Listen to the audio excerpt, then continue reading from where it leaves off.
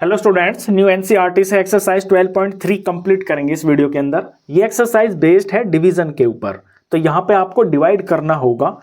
First question देखिए, carry out the following divisions. In questions में आपको डिवीजन करना है। फर्स्ट पार्ट में 28x की पावर 4 डिवाइडेड बाय 56 और यहाँ पर x लिखा हुआ है। अब डिवाइड आप कैसे करते हो? जो पहले लिखा होता है इसे न्यूमरेटर में लिख लेते हैं। अगर हम इसको फ्रैक्शन फॉर्म में लिखें तो न्यूमरेटर को हम ऊपर लिख लेते हैं, ऐसे 28x की पावर 4, और जिससे डिवाइड करना होता है इसे हम नीचे लिख लेते हैं डिनोमिनेटर के अंदर। यहाँ हो गया है 56x। अब जैसे आप डिवाइड करते हो बिल्कुल सिंपल वैसे ही डिवाइड यहाँ पे भी करना है। जैसे यहाँ पे 10/2 होता है तो इसको आप डिवाइड कर देते हो ना, कि 10 को 2 से डिवाइड करके 5 आ जाता है, या फिर काट भी सकते हो, 2 1 = 2 और 2 5 = 10। सेम यही काम यहाँ भी करना है। पहले आप नंबर को देखोगे कि नंबर में आप क्या चीज़ काट सकते हो। यहाँ पे 28 लिखा है, यहाँ पे 56 लिखा हुआ है।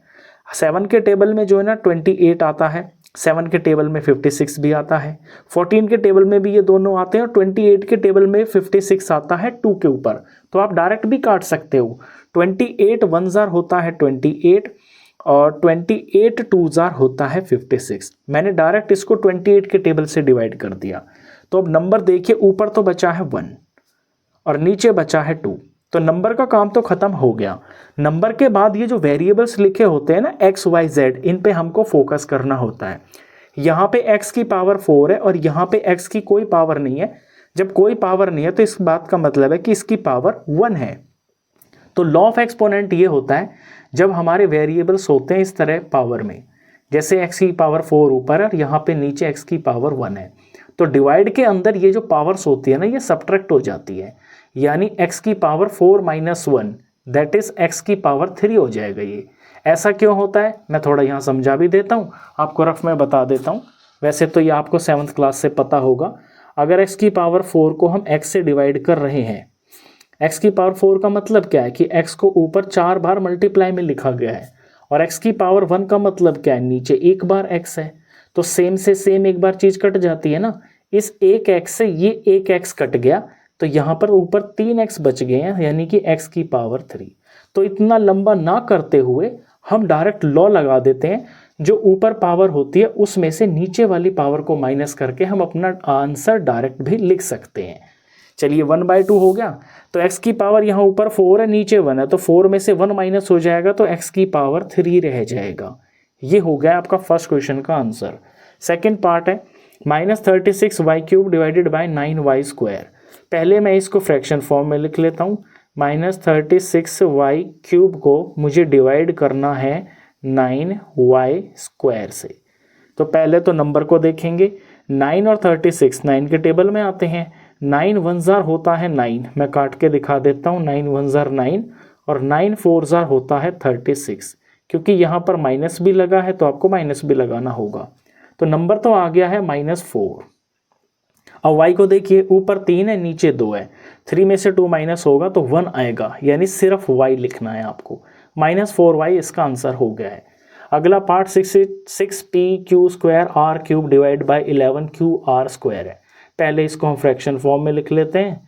66p और q की पावर 2 है, r की पावर 3 है। डिवाइड करना है इसको 11, q की पावर 1 है और r की पावर 2 है।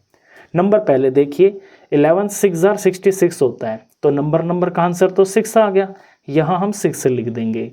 और वेरिएबल्स को देखिए, यहाँ p एक बार है, यहाँ पे p है ही नहीं, तो ऊपर तो p है ना, तो यानी कि एक बार p लिखेंगे। ऊपर q 2 बार है, नीचे q की पावर 1 है, तो 2 में से 1 माइनस करेंगे तो 1 आ गया, यानी कि q की पावर 1 होगी, यानी एक बार q लिखेंगे। r की पावर 3 में से r की पावर 2 माइनस करेंगे तो 1 बचेगा, यानी r की पावर 1, और पावर 1 को हम कभी लिखते नहीं हैं। ये इसका आंसर हो गया है। बिल्कुल सिंपल है ना। अगला पार्ट देखिए, अगले पार्ट के अंदर ये आपको बड़ा सा नंबर दे रखा है। यहाँ पहली वाली चीज़ को तो मैं कॉपी कर लेता हूँ न्यूमरेटर में। 34x³ है और y³ है और z का भी क्यूब है। डिवाइड करना है इसको 51 और x और फिर y का स्क्वायर है और z का क्यूब है। पहले नंबर पे फोकस कीजिए। 34 और 51 दोनों 17 के टेबल में आते हैं। 17 2 जार होता है 34 और 17 3 जार होता है 51। तो देखिए नंबर तो मुझे पता चल गया कि ऊपर तो 2 आएगा और नीचे आएगा 3। अब यहाँ x की पावर 3 और यहाँ x की पावर 1, 3 में से 1 माइनस करेंगे तो 2 आएगा, यानी x की पावर 2 लिखनी होगी। y की पावर 3 है, y की पावर 2 है, 3 में से 2 माइनस करेंगे तो 1 आएगा, यानी y की पावर 1 होगी। 1 हम लिखते नहीं है। z क्यूब और z क्यूब, 3 में से 3 गया तो 0 आया, यानी कि z तो लिखना ही नहीं है। चाहे तो आप इसे ऐसे काट के भी दिखा सकते हो, सेम से सेम चीज़ कट जाती है। 2/3x²y इसका आंसर आ गया।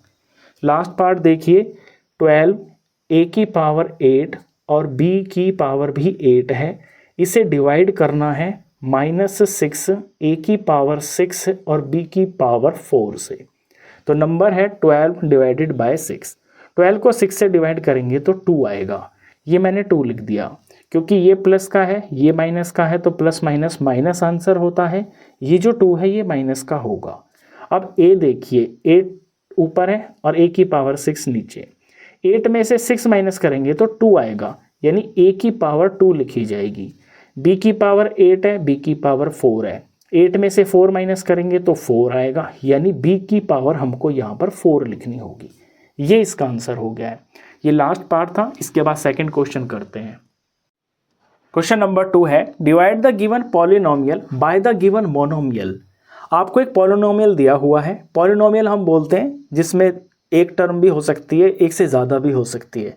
तो यहाँ पे जो शुरू में है वो 2 टर्म भी हो सकती हैं, 3 टर्म भी हो सकती है, लेकिन डिवाइड करना है मोनोमियल से।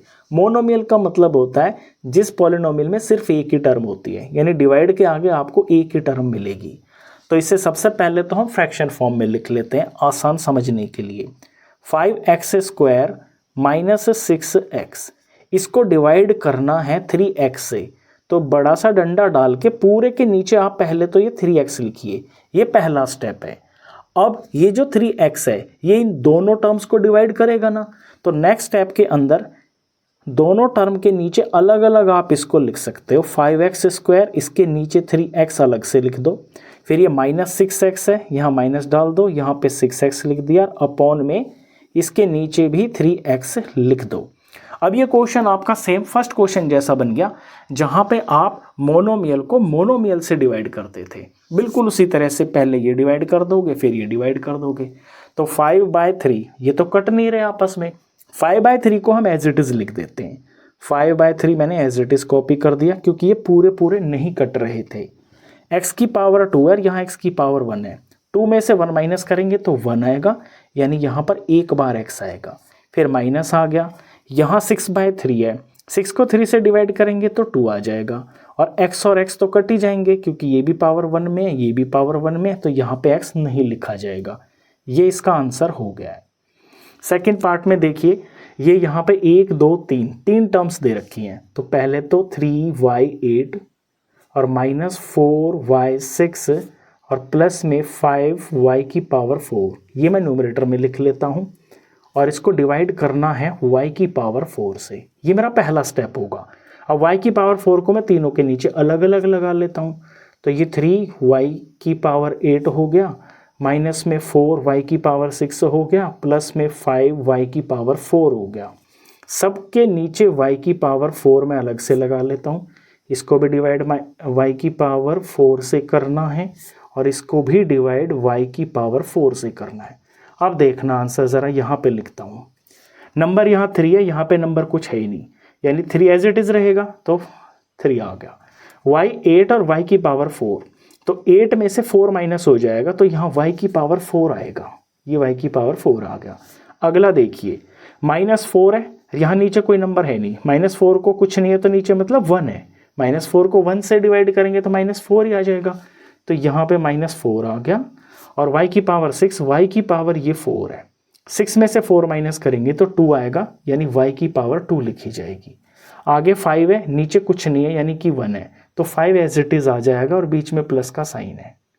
और y की पावर 4, y की पावर 4, तो सेम पावर है, वैसे भी 0 हो जाएगा, लिखा ही नहीं जाएगा, और चाहे तो आप इसे काट के भी दिखा सकते हो। तो यहाँ कुछ भी नहीं लिखेंगे। ये इसका आंसर हो गया है। इससे नेक्स्ट पार्ट देखिए, ये बड़ा इंटरेस्टिंग है। इसे करने के तो बहुत सारे तरीके हैं, लेकिन सबसे आसान तरीके से मैं करवाऊंगा आपको इसको। यहाँ ब्रैकेट के अंदर 3 टर्म्स लिखी हुई हैं, ये वाली और ये वाली। बाहर 8 कॉमन ले रखा है। इसे डिवाइड करना है 4x² y² z² से। तो सबसे आसान तरीका इसका ये होगा कि ये जो अंदर में ब्रैकेट में 3 टर्म्स लिखी हुई है ना, इनमें से आप कॉमन निकाल लो। कॉमन निकलता है, हाईएस्ट कॉमन जो होगा वो निकलता है। तो यहाँ 8 तो ऑलरेडी बाहर है ही। मुझे ध्यान देना है कि यहाँ पे कॉमन में क्या निकाल सकता हूँ।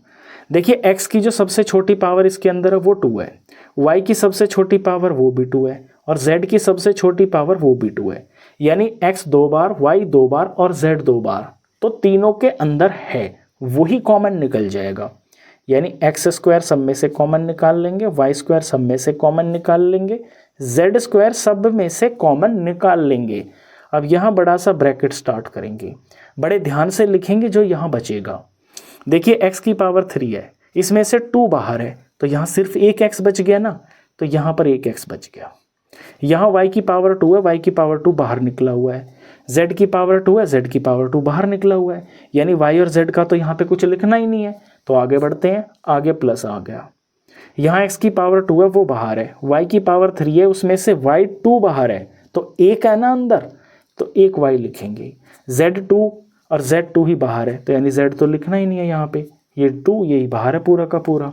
आगे बढ़ते हैं, प्लस x² बाहर है, y² बाहर है, z³ में से z² बाहर है, यानी 3 में से 2 बाहर है, तो एक बार लिखा जाएगा, यानी z की पावर 1 लिखेंगे। तो यहाँ z की पावर 1 मतलब कि z लिखेंगे। ये ब्रैकेट क्लोज कर दिया। आगे डिवाइडेड बाय 4x² y² और z² मैंने कॉपी कर दिया। अब ये जो चीज़ है ना, इसे सॉल्व करना बड़ा आसान हो जाएगा। अब ये है मेरा न्यूमरेटर पार्ट, इसे मैं ऊपर लिख देता हूँ, 8x² y² z² और ब्रैकेट के अंदर है x + y + z, और डिवाइड करना है मेरे को 4x² y² z² से। तो यहाँ देखिए ऊपर नीचे क्या क्या चीज़ें कट रही हैं। x² से पूरा कट गया, कैंसिल कर दिया। y² से पूरा कट गया। z² से पूरा कट गया। 8 को 4 से डिवाइड करेंगे तो 2 आ जाएगा, तो नंबर तो आ गया है 2। और आगे फिर ये ब्रैकेट भी लिखा हुआ है जिसके अंदर x + y + z लिखा हुआ है, ये हम इसके साथ लिख देंगे। ब्रैकेट डालकर x + y + z लिख देंगे, और यही है इसका आंसर। थर्ड पार्ट था, इससे नेक्स्ट पार्ट देखिए। फोर्थ पार्ट में इस पॉलिनोमियल को आपको डिवाइड करना है 2x से। तो पहले मैं ये पूरा पॉलिनोमियल न्यूमरेटर में लिख लेता हूँ, x³ + 2x² + 3x, और फिर जिससे डिवाइड करना है पूरा इसके नीचे दिखा देता हूँ, सबके नीचे। ये 2x आ गया। अब 2x को मैं बारी बारी से सबके नीचे अलग अलग लगा दूंगा। x³ / 2x हो गया, फिर आगे प्लस है, यहाँ 2x का स्क्वायर है, इसके नीचे मैं 2x लगा दूंगा, और फिर आगे +3 है, इसके साथ x भी है, इसको डिवाइड 2x से करना है। अब सिंपली हम ये देखेंगे कि यहाँ पे नंबर क्या आएगा। ऊपर तो 1 है, नीचे 2 है, तो 1/2 तो नंबर ही आ गया, और ऊपर x³ है, नीचे x की पावर 1 है, तो 3 में से 1 माइनस हो जाएगा, तो x की पावर 2 रह जाएगा ऊपर। तो यहाँ पे इधर लिख देता हूँ आंसर को, ये x की पावर 2 आ गया ऊपर, और इसके साथ में ऊपर 1 है, 1 लिखने की हमें ज़रूरत नहीं है, हम नीचे वाला नंबर लिख देते हैं, ये जो 2 बचा है यहाँ पे, तो ये 2 मैं यहाँ पे लिख देता हूँ। आगे बढ़ते हैं, ये प्लस हो गया, यहाँ 2x² / 2x है, देखिए 2 से 2 कट गया, और x की पावर 2 में से माइनस करेंगे x की पावर 1, तो सिर्फ एक x बचेगा, तो सिर्फ यहाँ पर x बच गया। फिर आगे बढ़ते हैं, प्लस यहाँ 3/2 पूरा तो कट नहीं रहा, तो 3/2 तो हम एज इट इज़ लिख देंगे नंबर को। x से x कट गया, x की पावर 1 यहाँ भी है, x की पावर 1 यहाँ भी है, तो बस x खत्म, यहाँ पे x नहीं लिखना हमें। तो ये हो गया है इसका आंसर। अब एनसीईआरटी में आपको ये आंसर नहीं मिलेगा, लेकिन आप ये आंसर लिख दोगे तो टीचर आप गलत नहीं करेगा, ये बिल्कुल ठीक किया है आपने। एनसीईआरटी में क्या किया है, जो पीछे एनसीईआरटी में आंसर दे रखा है ना, वहाँ पे क्या किया है कि ये जो नीचे 2 है ना, ये सारा कॉमन ले लिया। मैं वो भी करके दिखा देता हूँ आपको कि नीचे का ये जो 2 है ये सारा कॉमन ले लिया, ऊपर सब में से 1 कॉमन ले लिया, 1/2 तो ले लिया इन्होंने कॉमन। फिर यहाँ ब्रैकेट स्टार्ट कर दिया। अब इस 2 का तो काम खत्म हो गया, तो यहाँ पे बस इन्होंने x लिख दिया, x की 3 में से x की पावर 1 जाएगा, तो यहाँ पे x का स्क्वायर बचेगा। फिर प्लस फिर ऐसे यहाँ पे x2 में से x1 माइनस होगा तो यहाँ पे सिर्फ x बच जाएगा। फिर प्लस यहाँ पे 2 तो बाहर ले ही लिया है नीचे से, तो ऊपर सिर्फ 3 बच गया, तो यहाँ से बच गया है सिर्फ और सिर्फ 3, x कट गया। तो ये आपका आंसर एनसीईआरटी में दे रखा है। लेकिन आप बिल्कुल सिंपल तरीके से करो ना, आप ज़्यादा चीज़ों में उलझने की ज़रूरत नहीं है आपको। जो आपने आसान चीज़ सीखी है आप उस तरीके से करो, इस आंसर को कोई गलत नहीं करेगा। फिफ्थ पार्ट देखिए, फिफ्थ पार्ट के अंदर यहाँ पे ब्रैकेट में 2 टर्म्स है, इन्हें डिवाइड करना है P3Q3 से। तो पहले मैंने न्यूमरेटर में लिख लेता हूँ P3Q6 माइनस P6Q3 और डिवाइड करना है इसे P की पावर 3 और Q की पावर 3 से। ये पहला स्टेप है। दूसरा स्टेप होगा कि इसको हम दोनों के नीचे अलग अलग लगा लेते हैं। तो P3 और Q6 के नीचे मैं लिख लूँगा P3Q6, इसको डिवाइड करना है इससे। फिर बीच में माइनस है, फिर P की 6 है और यहाँ पे Q की पावर 3 है, इसको भी डिवाइड करना है P की पावर 3 से और Q की पावर 3 से। अब आंसर को मैं यहाँ पे लिख रहा हूँ, ध्यान देना इसमें कोई नंबर तो है ही नहीं, तो नंबर की तो टेंशन खत्म। यहाँ आपको P और Q की जो पावर्स हैं उन पे ध्यान देना है। यहाँ P की पावर 3 है, यहाँ P की पावर 3 है, सेम सेम है ना बिल्कुल, तो इसे आप काट के दिखा सकते हो, ये कैंसिल हो गया। फिर यहाँ Q की पावर 6 है और यहाँ पे Q की पावर 3 है, ये मैंने गलत लिख दिया, ये Q की पावर 3 है। तो 6 में से 3 माइनस करेंगे तो 3 आएगा, यानी Q की पावर 3 आएगा। इसका काम खत्म हो गया। आगे माइनस है, माइनस लिख देंगे। इधर देखिए, यहाँ Q की पावर 3 है, यहाँ Q की पावर 3 है, ये तो सेम सेम है, तो ये तो कट जाएंगी, ये तो कैंसिल हो गई। P की पावर 6 बाय P की पावर 3 है, 6 में से 3 माइनस करेंगे तो 3 आएगा, यानी P की पावर 3 लिखी जाएगी। ये हमने P की पावर 3 लिख दिया और ये है इसका आंसर। क्वेश्चन नंबर 2 का ये लास्ट पार्ट था, इसके बाद क्वेश्चन नंबर 3 करते हैं। Question number 3, workout the following divisions. यहाँ भी आपको डिवीजन ही करना है, बस पीछे से थोड़े से और एडवांस क्वेश्चंस आ जाएंगे। फर्स्ट पार्ट देखिए, 10x माइनस 25, इसे डिवाइड करना है 5 से। तो ये तो बहुत आसान है, यहाँ 10x माइनस 25 को हम 5 से डिवाइड कर रहे हैं, तो 5 को इसके नीचे लगा लेते हैं। अब पीछे क्वेश्चन की तरह ही जैसे हमने पीछे किया है, इस 5 को हम दोनों टर्म के नीचे अलग अलग लगाकर दिखा देंगे। 10x के नीचे भी 5 आ जाएगा और यहाँ 25 के नीचे भी 5 आ जाएगा। अब इस तरफ देखिए, 5 1 ज़ार 5 होता है, 5 2 ज़ार 10 होता है, तो ये डिवाइड होकर यहाँ 2 आ गया और ये x एज इट इज़ बच गया। यहाँ माइनस आ गया, यहाँ 25 को 5 से डिवाइड करके 5 आ जाता है, तो यहाँ 5 आ गया। ये इसका आंसर आ गया। अब इसी क्वेश्चन को मैं आपको आसान तरीके से बताता हूँ कि इसे आप आसान कैसे कर सकते थे। ये जो आपका पहला ब्रैकेट है ना, जिसे आपको डिवाइड करना है, इसके अंदर ये 2 टर्म्स लिखी हुई हैं। अगर ब्रैकेट के अंदर जो टर्म्स लिखी हो उनमें अगर कुछ कॉमन आ रहा है तो आप पहले कॉमन ले लिया करो, उससे क्वेश्चन बिल्कुल आसान हो जाता है। देखिए 10x में और 25 में 10 क्या होता है, 5 2 ज़ार 10 होता है, और 25 क्या होता है, 5 5 ज़ार 25 होता है। तो इन दोनों के अंदर 5 कॉमन आ रहा है ना, तो मैं 5 कॉमन ले लेता हूँ। अब ब्रैकेट में क्या बचेगा, यहाँ से ये 2 और ये वाला x बच गया, फिर आगे ये माइनस हो गया, अगली टर्म में से 5 बाहर है तो ये वाला 5 बच गया और आगे डिवाइडेड बाय 5, यानी कॉमन लेकर मैंने क्वेश्चन को रीराइट कर लिया है। अब मैं इसे डिवाइड करता हूं तो ये बिल्कुल आसानी से आंसर आ जाएगा, 5 इंटू 2x माइनस 5। जब मैं इसे 5 से डिवाइड करता हूं तो ये 5 डायरेक्टली इस 5 से कट जाएगा जो बाहर है, 5 से 5 कट गया, जो आपको दिख रहा है 2x माइनस 5, यही आपका आंसर है। अब ये मेथड मैंने क्यों बताया है, क्योंकि अगले वाले जो क्वेश्चंस है ना उनके अंदर आपको कॉमन लेना ही पड़ेगा। सेकंड पार्ट देखिए, यहाँ 10x माइनस 25 लिखा हुआ है, ये डिवाइडेड बाय 2x माइनस 5 है। अब अगर आपका मोनोमियल होता है, जैसे कि सिर्फ एक नंबर होता है जिससे डिवाइड करते हैं, तब तो ये रूल काम करता है कि आप जितनी भी टर्म्स हैं उन सब के नीचे बारी बारी से उसको लगा दो और फिर उनसे अलग अलग डिवाइड करके आंसर लिख दो। लेकिन अगर आप किसी बाइनोमियल से डिवाइड कर रहे हो ना, जैसे कि यहाँ 2x माइनस 5 से डिवाइड कर रहे हो, तो यहाँ पे ये रूल काम नहीं करता है। इसके लिए आपको यही करना होगा कि चाहे वो वाला जिसे आप डिवाइड कर रहे हो या जिससे डिवाइड कर रहे हो, ये ब्रैकेट में जब लिखे हुए हैं तो इनके अंदर 2 या 2 से ज़्यादा टर्म्स हो सकती हैं। तो जितना भी आप कॉमन ले सकते हो पहले आप कॉमन ले लो। तो अब ये 10x माइनस 25 में से मैं कॉमन लेता हूँ, तो सेम यही तो लिखा हुआ है ये 10x माइनस 25, तो इन दोनों में से 5 कॉमन आ गया। ब्रैकेट में 5 2 जार 10 और ये x बच गया। फिर माइनस 5 5 जार 25 होता है, यहाँ पे 5 आ गया। तो देखिए मैंने इसको रीराइट कर लिया, कॉमन लेकर सिर्फ मैंने इसे रीराइट किया है। आगे डिवाइड एज इट इज, और यहाँ 2x माइनस 5 में से कुछ भी कॉमन नहीं आ रहा है, तो मैं 2x माइनस 5 को एज इट इज लिख लूँगा। ये जस्ट मैंने रीराइट किया है क्वेश्चन को। अब मैं इसको डिवीजन फॉर्म में लिख देता हूँ।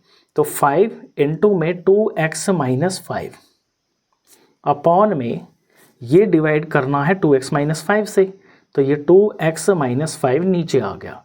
अब ये 2x माइनस 5 और ये 2x माइनस 5 सेम फैक्टर्स हैं और ये मल्टीप्लाई में यहाँ पे ऊपर, तो डिवाइड में ऊपर नीचे सेम चीज़ कट जाती है, ये कट जाएंगे तो आंसर आ गया है 5। इस तरह से आप आगे के सारे क्वेश्चंस को करोगे। जहाँ भी आपको डिवाइड करना हो किसी बाइनोमियल या फिर ट्राइनोमियल से, तो फिर आपका यही मेथड काम करेगा। ये वाला मेथड काम तब करता है जब आप डिवाइड करते हो सिर्फ एक मोनोमियल से। मोनोमियल का मतलब है सिंगल टर्म से। चलिए अब आपको पता चल गया। थर्ड पार्ट देखिए, थर्ड पार्ट के अंदर भी हम यही करेंगे। यहाँ 10y इंटू 6y प्लस 21 है, इसे डिवाइड करना है। तो पहले मैं इसमें जो ब्रैकेट में 2 टर्म्स है ना, इनमें से जो भी मैं कॉमन निकाल पाऊँ वो मैं कॉमन निकाल लेता हूँ। तो 10y तो ऑलरेडी बाहर है ही, इंटू में 6y प्लस 21। 6 कैसे बनता है, 2 3 जार 6 होता है। 21 कैसे बनता है, 3 7 जार 21 होता है। तो देखिए 3 इनमें कॉमन आ रहा है ना दोनों में, तो ये 3 मैं बाहर ले लेता हूँ। यहाँ इंटू लगा के 3 मैंने ले लिया इन दोनों में से बाहर। अब ब्रैकेट स्टार्ट करूँगा। यहाँ 6y में से 3 बाहर है, तो ये तो 2 बच गया और ये वाला y बच गया, तो 2y बच गया।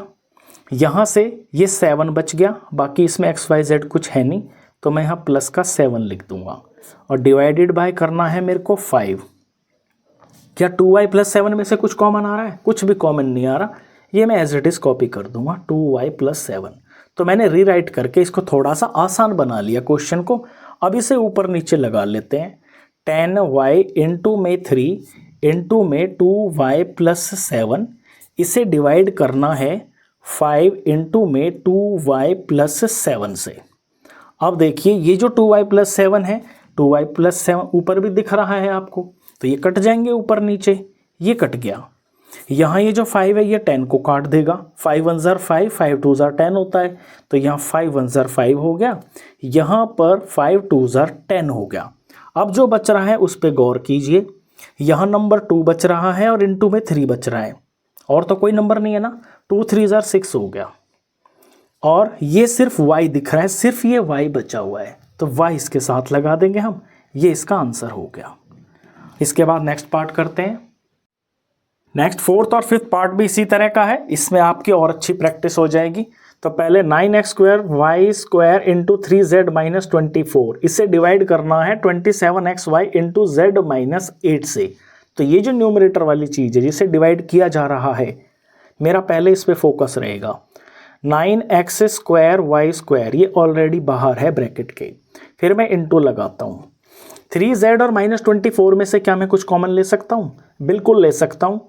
3 को मैं लिख सकता हूँ 3 1 जार 3, और 24 को मैं लिख सकता हूँ 3 8 जार 24। 3 8 जार 24 होता है ना, तो देखिए 3 तो कॉमन आ ही रहा है, तो ये वाला 3 और ये वाला 3 तो इन दोनों में से बाहर निकल जाएगा। यहाँ पे मैं 3 लिख लूँगा, फिर मैं ब्रैकेट स्टार्ट करूँगा। अब 3z में से 3 बाहर है, तो बचा क्या? ये 1 और z बच गया। 1z जार z होता है, आगे ये माइनस हो गया। यहाँ 24 में से 3 तो बाहर है ही, बचा क्या? सिर्फ 8 बचा, यहाँ पर 8 आ गया। तो कॉमन लेने का काम मैंने पूरा कर दिया। आगे डिवाइडेड बाय 27xy, ये तो ब्रैकेट के बाहर ही है। अंदर देखिए z माइनस 8 लिखा हुआ है। z माइनस 8 में मुझे कुछ भी कॉमन नहीं दिख रहा, तो मैं कुछ कॉमन ले ही नहीं पाऊंगा, तो एज इट इज़ मैं इसको कॉपी कर दूंगा। क्वेश्चन को मैंने रीराइट कर लिया है। अब इसे ऊपर नीचे लगा लेते हैं। 9x square Y square into में 3 और इंटू में z माइनस 8, ये तो है न्यूमरेटर में। इसे डिवाइड किया जा रहा है 27xy और इंटू में z माइनस 8 से। अब देखिए z-8 आपको ऊपर नीचे बिल्कुल सेम सेम मिल गया ना, तो ये कट जाएगा। तो जानबूझकर इसमें जो क्वेश्चंस दिए गए ना वो इसी तरह के दिए गए हैं ताकि कोई ब्रैकेट का फैक्टर कट जाए। अब नंबर को देखिए, 9 3 27 होता है ऊपर और मुझे नीचे भी 27 दिख गया, तो 9 3 27 से पूरा कट गया, यानी ये दोनों 9 और 3 का प्रोडक्ट इस 27 से कट गया। बचा क्या है, x की पावर 2 y की पावर 2 ऊपर, एक बार लिख दूं थोड़ा साफ दिखेगा, x का स्क्वायर और y का स्क्वायर बच गया और नीचे x और y बच गया। तो x को पहले देखिए, x की पावर 2 है, x की पावर 1 है, 2 में से 1 गया तो 1 पावर आई, यानी एक x बच गया। ऐसे ही y की पावर 2 में से y की पावर 1 डिवाइड हो रही है ना, तो एक पावर बच गई तो y की पावर 1 यानी कि y लिखा जाएगा। ये इसका आंसर हो गया। फिफ्थ पार्ट देखिए, इस पर थोड़ा ज़्यादा ध्यान देना, इसमें कैलकुलेशन थोड़ी और इनसे एडवांस है। पहले इसको देखिए, इसके अंदर 2 तो ब्रैकेट है और 96 ABC यहाँ पहले लिखा हुआ है, अगले के अंदर 144 A-4 और B-6 लिखा हुआ है। तो इतने को पहले देखिए, इसमें हम क्या कॉमन निकाल सकते हैं, 96 ABC ये तो ऑलरेडी बाहर है ब्रैकेट के। इस ब्रैकेट में देखिए 3A-12 है, तो 3 1 3 होता है और 3 4 होता है 12, तो 3 दोनों में आ रहा है ना कॉमन, तो इस ब्रैकेट में से मैं 3 कॉमन निकाल लूँगा और यहाँ into लगा के 3 लिखूँगा क्योंकि वो मल्टीप्लाई में होगा इसके साथ में। और यहाँ ब्रैकेट स्टार्ट करेंगे, 3A में से 3 बाहर है तो यहाँ 1 और A बचा, 1 A ही होता है। फिर ये माइनस है तो माइनस आ गया, 12 में से 3 बाहर है तो ये 4 बच गया। देखिए चेक कर लीजिए, 3 × A 3A ही होता है और 3 4 12 होता है और ये माइनस आ गया। तो जब कॉमन ले भी लो आप तो एक बार आप वेरीफाई भी कर सकते हो कहीं आपसे कोई गलती तो नहीं हुई है। अगला ब्रैकेट देखिए, 5B-30, 5B-30 में 5 को मैं क्या लिख सकता हूँ, 5 1 5, 30 को भी मैं 5 की फॉर्म में लिख सकता हूँ, 5 6 30 होता है। तो यहाँ 5 मेरे को कॉमन दिख गया, मैंने गोला मार दिया, यानी 5 जो है ना इन दोनों टर्म में से बाहर ले सकता हूँ मैं, तो इसे मैं इनटू में लिखूंगा यहाँ पे क्योंकि ये मल्टीप्लाई में ही होगा सारी टर्म्स ऊपर। 5 मैंने बाहर ले लिया, ब्रैकेट स्टार्ट कर लिया, 5B में से 5 तो बाहर है तो यहाँ क्या बचा, B और ये 1, B 1 B होता है। फिर ये माइनस आ गया, यहाँ 30 में से 5 बाहर है तो ये 6 बच गया, ये 6 लिख दिया मैंने, ब्रैकेट क्लोज कर दिया। आगे डिवाइडेड बाय नंबर है 144, A-4 में से कुछ भी कॉमन नहीं ले सकता मैं, एज इट इज़ कॉपी कर दूंगा। B-6 में कुछ भी कॉमन नहीं ले सकता, कुछ कॉमन आ ही नहीं रहा, एज इट इज़ कॉपी कर दूंगा। अब इन्हें मैं ऊपर नीचे फ्रैक्शन की फॉर्म में लगा के जो कट रहा होगा वो चीज़ें काट दूंगा।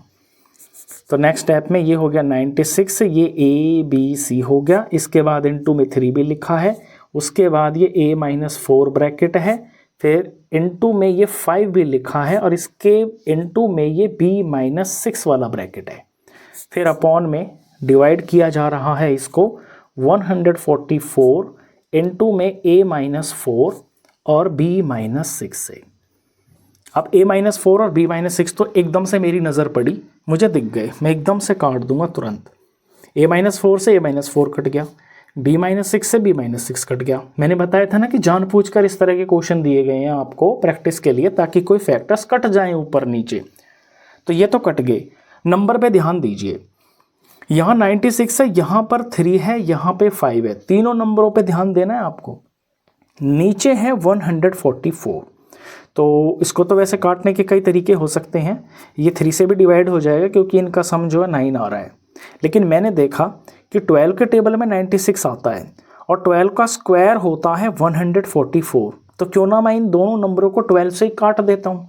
तो 12 8096 होता है, मैंने यहाँ पे 8 लिख दिया और 12 को 12 से मल्टीप्लाई करके 144 आता है, तो इसको 12 से डिवाइड करेंगे तो यहाँ 12 आ गया, ये काम हो गया।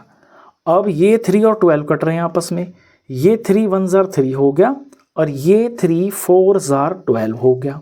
अब 4 और 8 मुझे दिख गए कटते हुए, 4 1 4 होता है और 4 2 8 होता है। अब नीचे तो 1 ही आ गया, नीचे 1 आ गया, इसका मतलब ये है कि अब आप ऊपर किसी नंबर को काट नहीं सकते, कुछ बचा ही नहीं है नीचे। तो जो ऊपर बचा है एक बार कॉपी करके दिखा देता हूँ ताकि साफ दिखे आपको। यहाँ ये 2 बचा है और यहाँ पर सिर्फ और सिर्फ ये 5 बचा है नंबर में, तो 2 इंटू 5 ये तो नंबर बचा है।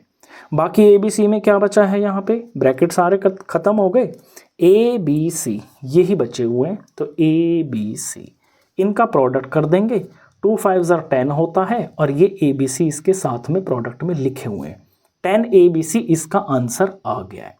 तो क्वेश्चन नंबर 3 का ये लास्ट पार्ट था। इसके बाद क्वेश्चन नंबर 4 करते हैं। Question number 4, divide as directed. यहाँ भी आपको डिवाइड ही करना है। फर्स्ट पार्ट देखिए, 5 into 2x plus 1 into 3x plus 5 को डिवाइड करना है 2x प्लस 1 से। अब डिवाइड के क्वेश्चन में सबसे पहले मेरी नज़र जो है ना इस पे जाएगी, जिससे डिवाइड करना है। अगर डिवाइड मेरे को बाइनोमियल से करना है तो मेरा पहला पर्पस ये होगा, जहाँ जहाँ भी ब्रैकेट है ना उनमें से जो कुछ भी मैं कॉमन निकाल पाऊँ तो मैं पहले कॉमन निकाल लूँगा। तो यहाँ 5 तो बाहर है ही, 2x प्लस 1 में से कुछ कॉमन नहीं आ रहा, 3x प्लस 5 में से भी कुछ कॉमन नहीं आ रहा और यहाँ 2x प्लस 1 में से भी कुछ भी कॉमन नहीं आ रहा। इट मीन्स अब मैं इसको ऊपर नीचे आराम से लिख सकता हूँ। तो 5 इंटू में 2x प्लस 1 और इंटू में 3x प्लस 5 ये तो हो गया न्यूमरेटर में, और इसको डिवाइड करना है मेरे को 2x प्लस 1 से। अब देखिए 2x प्लस 1 नीचे एक फैक्टर है, ऊपर भी 2x प्लस 1 है। इस 2x प्लस 1 से ये 2x प्लस 1 कट जाएगा, जो आपको दिख रहा है जो बच गया वही आपका आंसर है। 5 इंटू में 3x प्लस 5 ये इसका आंसर हो गया। तो ये क्वेश्चन नंबर 3 जैसे ही है, लेकिन ये उनसे भी आसान है। क्वेश्चन नंबर 2 में देखिए, यहाँ भी मैं पहले देखता हूँ क्या ब्रैकेट में कुछ कॉमन आ रहा है। x प्लस 5 में से कुछ कॉमन नहीं ले सकते, y माइनस 4 में से भी नहीं ले सकते, इधर y माइनस 4 में से कुछ कॉमन नहीं आ रहा। तो हम इसको ऊपर नीचे लगा लेते हैं और फिर जो चीज़ कटेगी वो काट देंगे, जो बचेगा वही हमारा आंसर होगा। तो ये लिख लिया है मैंने ऊपर का पार्ट।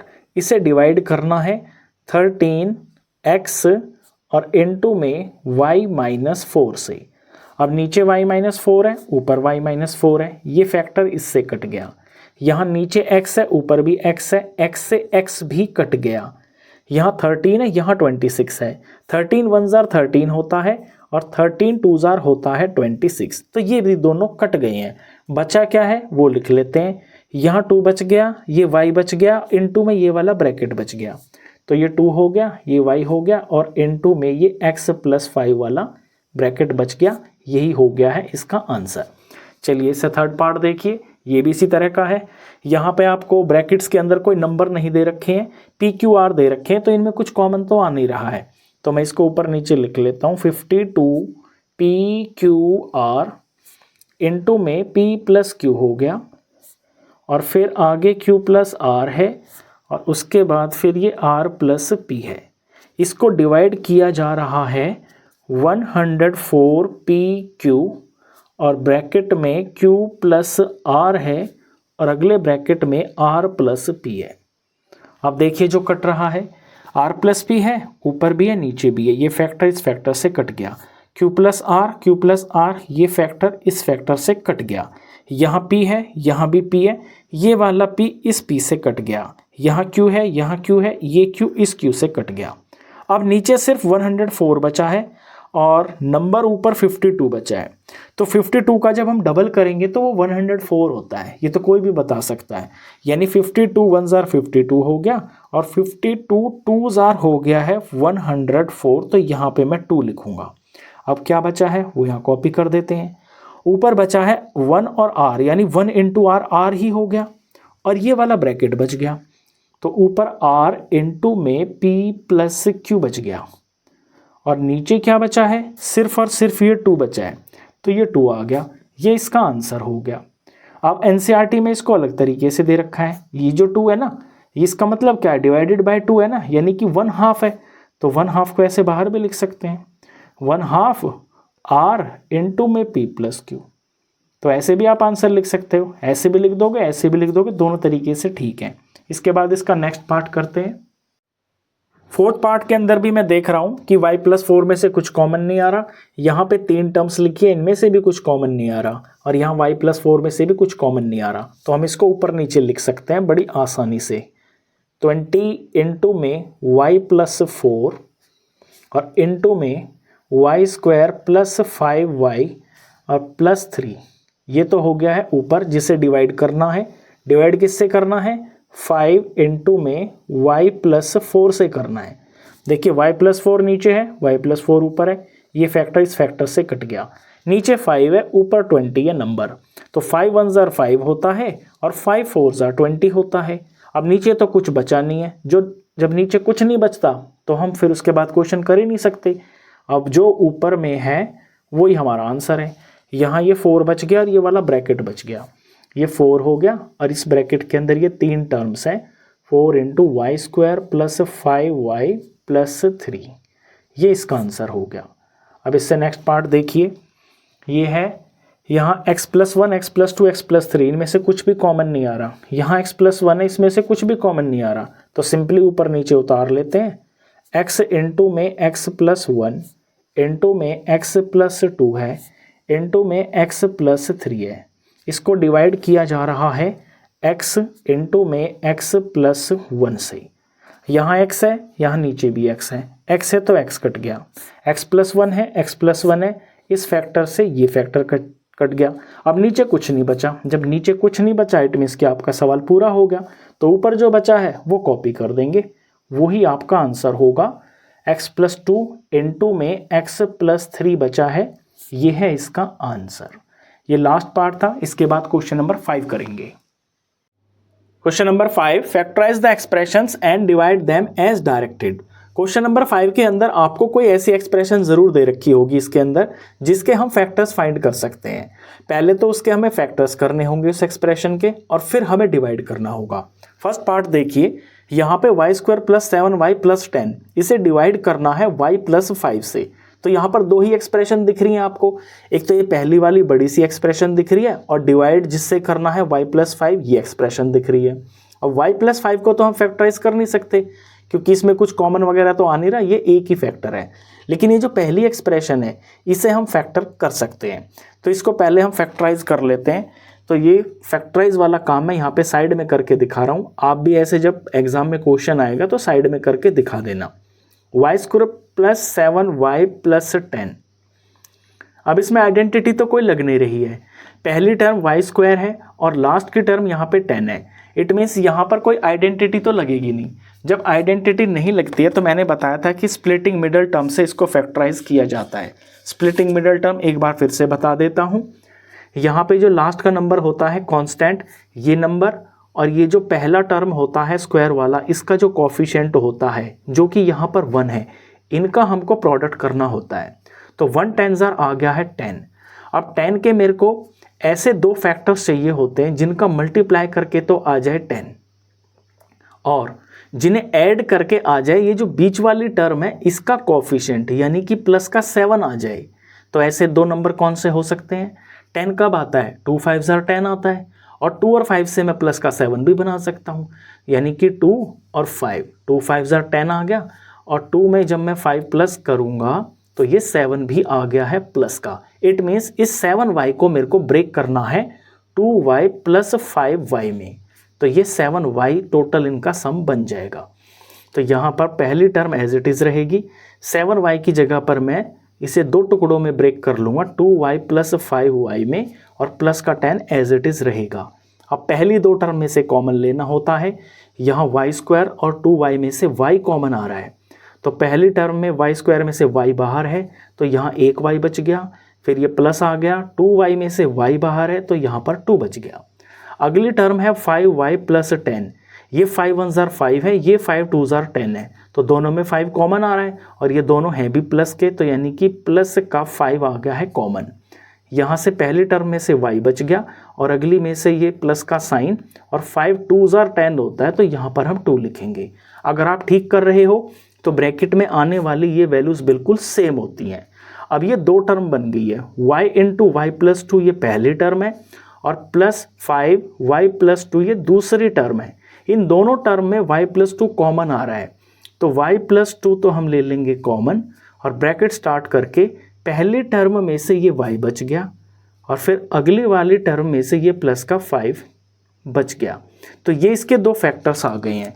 तो इस एक्सप्रेशन की जगह पर हम ये दो फैक्टर्स लिख लेंगे इसके, तो यहाँ पर लिख लेंगे हम y प्लस 2 इंटू में y प्लस 5, और एक बार इसको मैं रीराइट कर देता हूँ, डिवाइड करना है हमें y प्लस 5 से।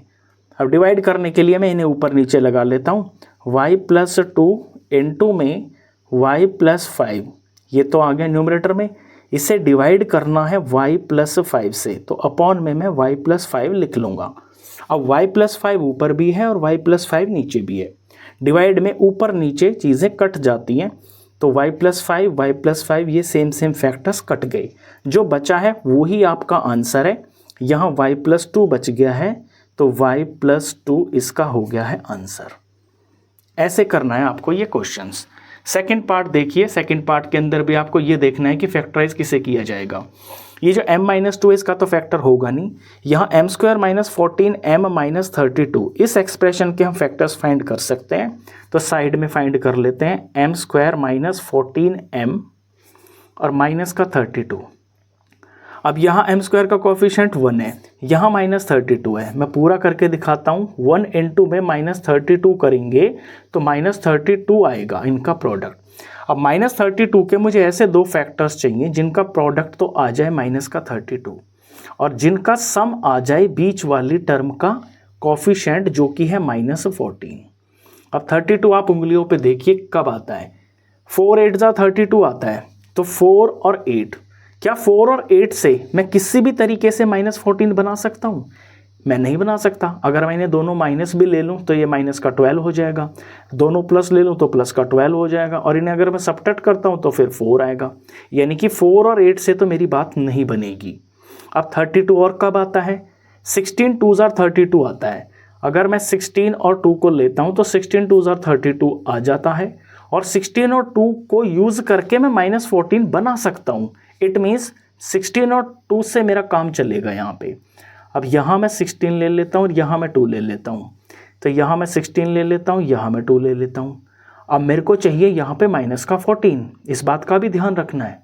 -14 तब आएगा जब मैं 16 को तो रखूँगा माइनस का और 2 को रखूँगा मैं प्लस का, क्योंकि प्लस माइनस सब्ट्रैक्ट होके 14 आ जाएगा, बड़े का साइन आएगा तो बड़े नंबर को मुझे माइनस रखना है। इट मीन्स -14m ये जो टर्म है ये -16m और 2m में ब्रेक हो जाएगी, तो ये m² एज इट इज़ रहेगा। यहाँ पे मैं लिख लेता हूँ -16m और ये प्लस का 2m और लास्ट की टर्म -32 एज इट इज़ हो गई है। पहली दो टर्म में से कॉमन मुझे m दिख रहा है, m मैंने कॉमन ले लिया, यहाँ से m बच गया, ये माइनस बच गया, यहाँ से 16m में से m बाहर है तो 16 बच गया। अब अगली दो टर्म में मैं देख रहा हूँ 2 1 जार 2 और 2 इंटू 16 32 होता है, यानी 2 कॉमन आ रहा है, तो प्लस का 2 मैं ले लेता हूँ यहाँ पे, तो यहाँ बच जाएगा m, और क्योंकि ये माइनस है और मुझे यहाँ पर माइनस ही चाहिए, यहाँ पे प्लस है ना, तो प्लस माइनस ही माइनस होता है, तो यहाँ 2 इंटू 16 ये हो जाएगा फिर 13। अब m-16 इन दोनों टर्म में कॉमन आ रहा है, यहाँ m-16 हमने कॉमन बाहर ले लिया और ये m यहाँ से बच गया पहली टर्म में से और प्लस का 2 बच गया है दूसरी टर्म में से। ये इसके दो फैक्टर्स आ गए हैं, इन्हें मैं यहाँ पे लिख लेता हूँ, m-16 इंटू में m+2 और डिवाइड करना है, क्या कुछ गलती कर रहा हूँ मैं, ये m-2 है यहाँ पे, नहीं क्वेश्चन ही मैंने गलत उतारा एक्चुअली, ये m+2 है, क्वेश्चन गलत उतर गया है, ये m+2 है, तो ये m+2 यहाँ पे रहेगा m+2।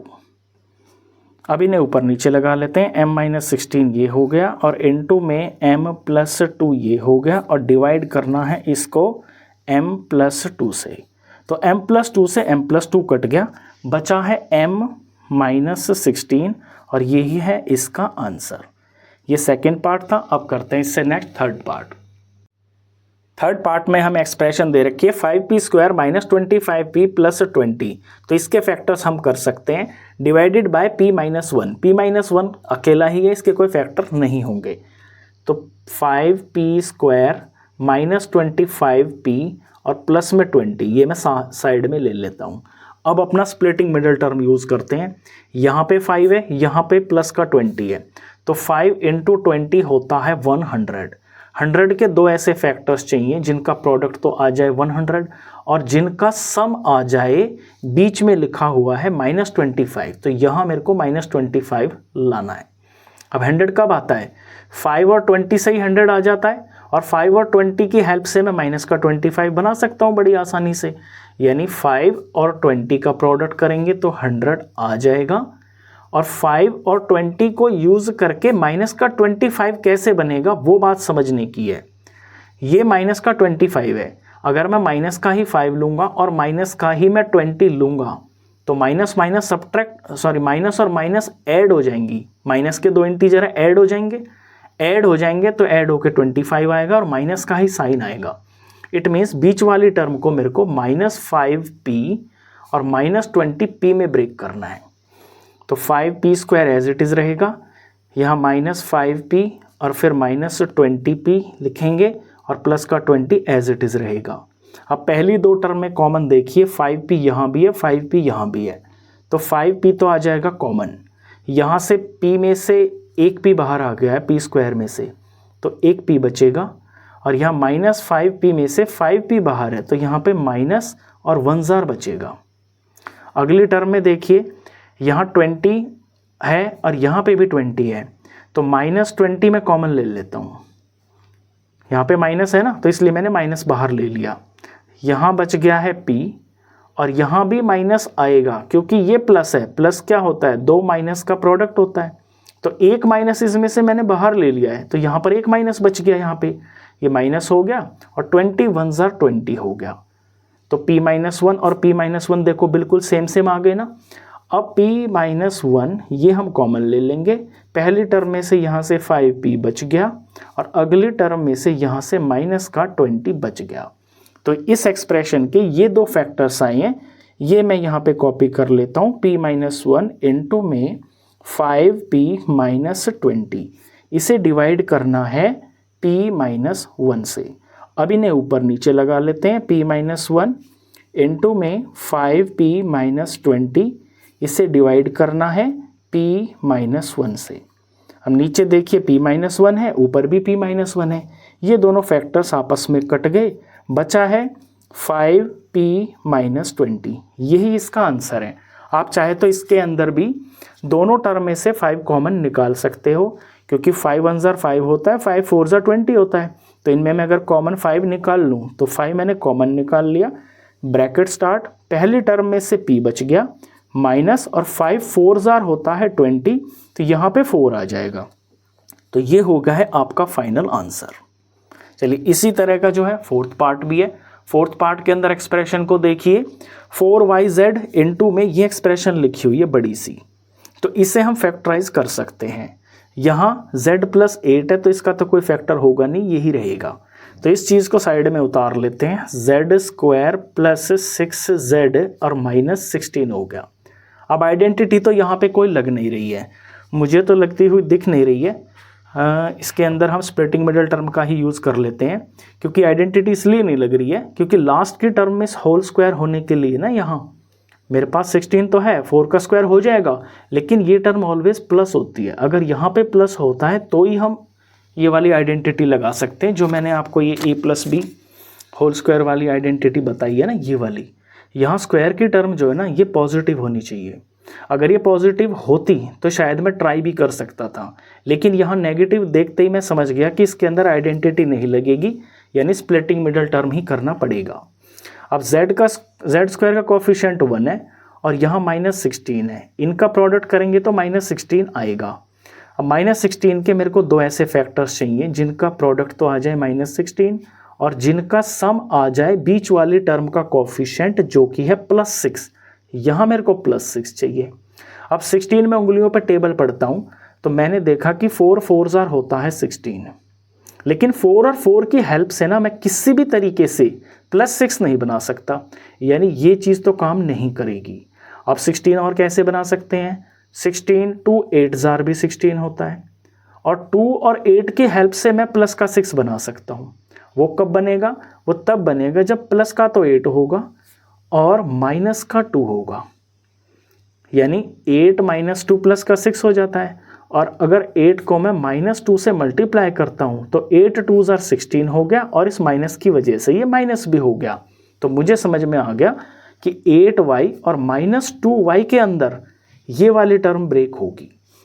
तो यहाँ लिख लेता हूँ मैं जेड स्क्वायर प्लस में 8y माइनस, सॉरी ये z है, मैं y क्यों लिख रहा हूँ यहाँ पे, दोबारा लिख देते हैं। हमारा जो क्वेश्चन है ये z में चल रहा है ना वेरिएबल में, तो जेड स्क्वायर लिखा जाएगा प्लस में 8z लिखा जाएगा, फिर माइनस 2z लिखा जाएगा।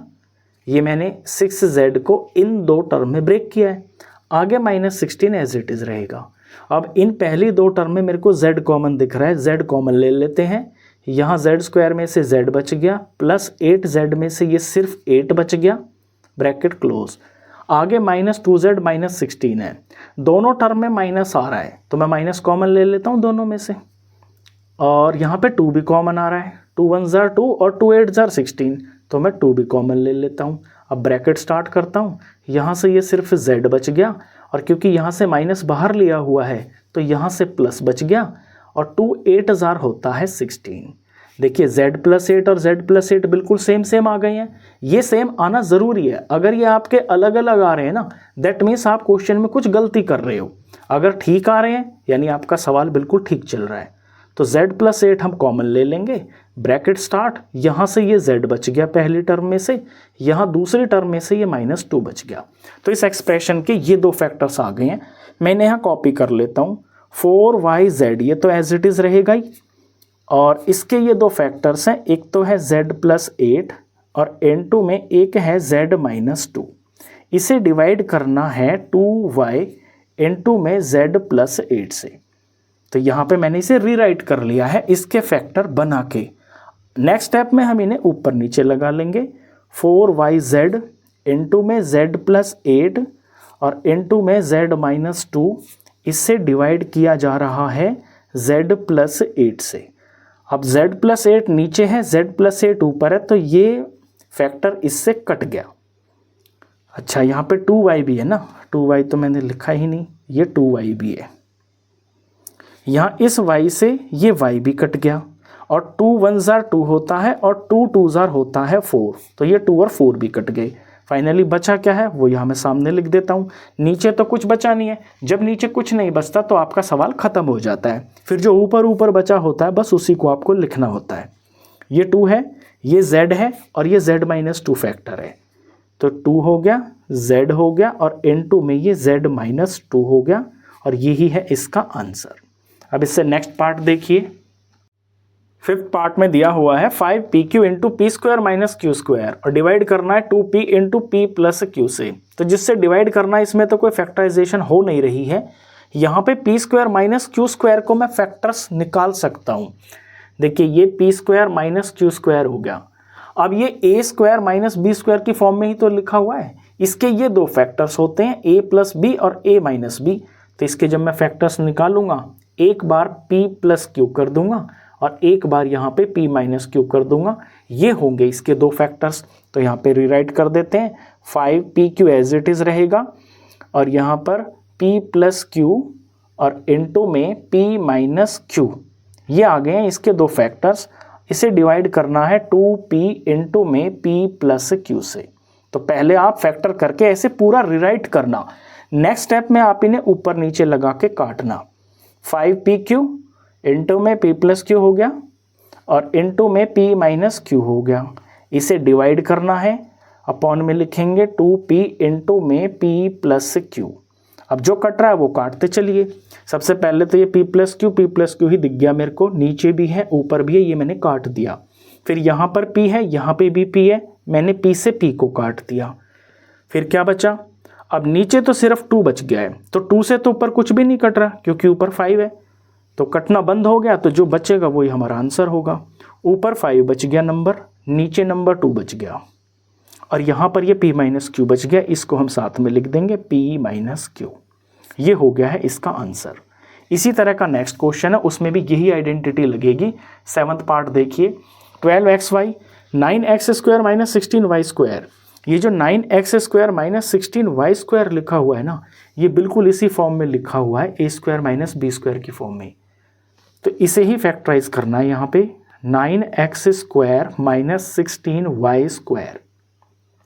अब यहाँ सिर्फ एक्स और वाई के ऊपर स्क्वायर है, मुझे ये होल स्क्वायर बनाना होता है, तो होल स्क्वायर बड़ी आसानी से बन जाएगा। ये जो 3 होता है ये जो 9 होता है ये 3 का स्क्वायर होता है, और यहाँ पे मैंने x लिख दिया। तो 3x का जब मैं होल स्क्वायर करूँगा तो 3 3 ज़र 9 आ जाएगा और x का स्क्वायर x स्क्वायर आ जाएगा। ऐसे ही फिर -16 होता है 4 का स्क्वायर, तो 4 और y में ब्रैकेट में डाल दूंगा और इस सारे का होल स्क्वायर कर दूंगा, तो 4 4 ज़र 16 आ गया और y का स्क्वायर y स्क्वायर आ गया। तो इस चीज़ को मैंने होल स्क्वायर की फॉर्म में चेंज कर लिया, क्योंकि यहाँ पे मेरे को a square minus B square की फॉर्म बनाने के बाद ये 2 फैक्टर्स चाहिए। अब a प्लस बी और a माइनस बी, यहाँ a तो है ये और b है ये, तो इन्हें 2 ब्रैकेट में डाल के दिखा दूंगा मैं। एक बार 3x में मैं प्लस 4y कर दूंगा और एक बार 3x में मैं माइनस 4y कर दूंगा। बस अब इसको रीराइट कर लेते हैं। ये 12xy एज इट इज़ रहेगा और इस एक्सप्रेशन के ये 2 फैक्टर्स आ गए हैं, एक है 3x प्लस 4y और दूसरा है 3x माइनस 4y। इसे डिवाइड करना है हमको 4xy इंटू में 3x प्लस 4y से, ये रीराइट कर लिया। अब इन्हें ऊपर नीचे लगा लेते हैं, 12xy इंटू में 3x प्लस 4y और इंटू में 3x माइनस 4y और अपॉन में जिससे डिवाइड करना है वो है 4xy इंटू में 3x प्लस 4y। अब ऊपर नीचे देख लीजिए क्या चीज़ें कट रही हैं यहाँ पे। एक तो ये फैक्टर साफ साफ दिख गया मेरे को, 3x plus 4y, 3x plus 4y ये कट गया। दूसरा यहाँ पे x है, ऊपर भी x है, एक x से ये x खत्म हो गया, फिर y है, y से y पूरा खत्म हो गया। 4 1 ज़र 4 होता है और 4 3 ज़र ये 12 भी कट गया। नीचे कुछ बचा नहीं है, यानी जो बचा है ऊपर वही आपका आंसर होगा। वो क्या क्या है, एक तो ये 3 है और यहाँ सब कट गया, 3x माइनस 4y है, यानी 3 इंटू में 3x माइनस 4y, ये है इसका आंसर। इसका लास्ट पार्ट और अब वो करते हैं। 7th part 39y cube into में 50y स्क्वायर माइनस 98, इसे डिवाइड करना है 26y square into 5y plus 7। तो यहाँ पे तो कोई फैक्टराइजेशन हो नहीं रही है। यहाँ ध्यान से देखिए इस ब्रैकेट को, ब्रैकेट में 50y स्क्वायर माइनस 98 लिखा है। जब मैंने इसे देखा तो मैंने ऐसे सोचा कि यहाँ पे 50y स्क्वायर लिखा हुआ है और यहाँ माइनस 98 लिखा हुआ है, तो इसमें 2 ही टर्म्स है और बीच में माइनस है। अगर मैं इसको कुछ ऐसा बना पाऊँ, a square minus B square की फॉर्म में अगर मैं इसको बना दूँ तो यहाँ इसके 2 फैक्टर्स आ जाएंगे बड़ी आसानी से, a प्लस बी और a माइनस बी। उसके लिए ये जो सेकेंड टर्म है ना, इसका भी होल स्क्वायर की फॉर्म में लिखना ज़रूरी है। अब 98 तो किसी का स्क्वायर होता नहीं है, यहाँ पे जो 50 है ये भी किसी का स्क्वायर नहीं होता, तो मैं फिर और कुछ सोचूंगा इसके अंदर। फिर मैं देख रहा हूँ कि यहाँ पे 50 और 98 ये दोनों 2 से डिवाइड हो तो रहे हैं पूरे, तो इन दोनों में मैं 2 कॉमन ले सकता हूँ। तो यहाँ से अगर मैं 2 कॉमन ले लेता हूँ तो 50 में से 2 बाहर आ गया, तो 25 2 ज़ार होता है 50, तो यहाँ 25 बचेगा और ये y square as it is हो गया। फिर ये माइनस हो गया। 98 को अगर मैं 2 से डिवाइड करता हूँ, यानी इसमें से मैंने 2 कॉमन ले लिया, मतलब कि इसको 2 से डिवाइड किया, तो फिर आएगा 49। अब मेरे को बात बहुत अच्छे से समझ में आ गई कि 25 5 का स्क्वायर होता है और 49 7 का स्क्वायर होता है। तो अब मैं ये वाली आइडेंटिटी का यहाँ पे यूज़ कर सकता हूँ। तो 2 तो इसमें एज इट इज़ रहेगा। पहले मेरे को ये 25y स्क्वायर इसको होल स्क्वायर बनाना पड़ेगा, तो मैं 25 की जगह 5 लिखूंगा और y एज इट इज़ इसे मैं होल स्क्वायर लिख दूंगा। माइनस 49 को होल स्क्वायर लिखूंगा तो ये 7 का स्क्वायर होता है, यहाँ मैं 7 का स्क्वायर डाल दूंगा। अब देखिए ये हो गया है a का स्क्वायर हो गया, ये हो गया माइनस और ये b का स्क्वायर हो गया। अब ये जो ब्रैकेट में आप देख रहे हो ये a square minus B square की फॉर्म में आ गया, तो इसके 2 फैक्टर्स आएंगे।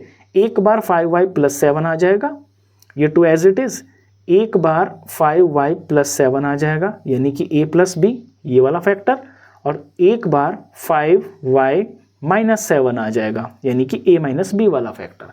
बस ये हो गया है इसका फैक्टराइजेशन।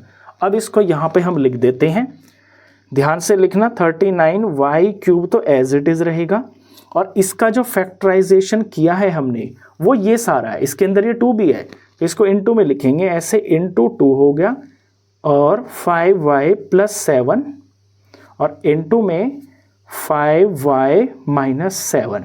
तो इसे मैंने रीराइट कर दिया। इसे डिवाइड करना है 26y स्क्वायर इंटू में 5y प्लस 7 से। अब ऊपर नीचे लगा लेते हैं। 39y क्यूब है, इंटू में ये 2b है और इंटू में 5y प्लस 7 है और इंटू में 5y माइनस 7 है और डिवाइड जिससे करना है उसे अपॉन में लिखेंगे।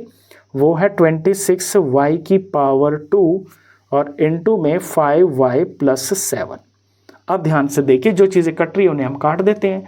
सबसे पहले मेरी नज़र ब्रैकेट पे ही जाती है, क्योंकि यहाँ फैक्टराइजेशन करने का पर्पस ही ये होता है ताकि आप नीचे वाले फैक्टर से काट सको। 5y प्लस 7, 5y प्लस 7 ये दोनों आपस में कट गए। फिर यहाँ मैं देख रहा हूँ नंबर को, यहाँ है ये 26 और यहाँ पर है ये 2। तो 2 से 26 तो डिवाइड हो जाता है, ये 2 1 2 होता है और 26 को 2 से डिवाइड करेंगे तो 13 आता है। अब नीचे 13 है, ऊपर 39 है, ये दोनों 13 के टेबल में आते हैं। 13 1 13 होता है और 13 3 होता है 39। अब नीचे सब कुछ खत्म हो गया, सिर्फ y स्क्वायर बचा है।